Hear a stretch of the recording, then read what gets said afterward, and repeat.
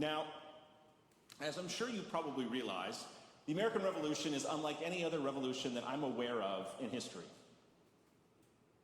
In other revolutions, you had people who were greatly oppressed, who then revolted in some way or another.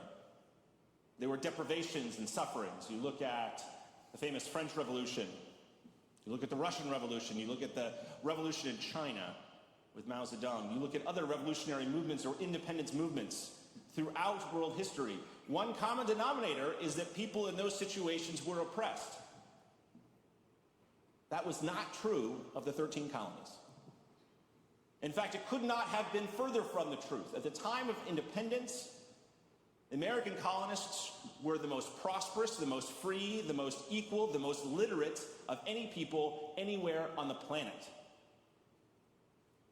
It is an odd thing indeed that the American colonies fought a very bloody war in order to gain our independence.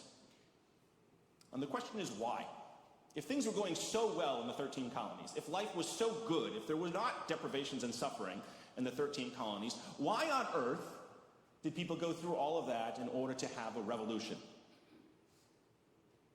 This is where, for all the different reasons that historians have put out for the cause of the American Revolution, whether it be sociological causes or economic causes, the cause that I find most compelling, and I think many people find most compelling, is that our revolution was fundamentally an ideological revolution.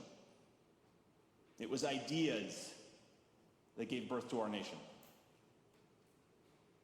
And so as we consider the birth of our nation, it's important to know what were those ideas that were so influential, that led people to lay down their lives on behalf of them. Why did they matter so much?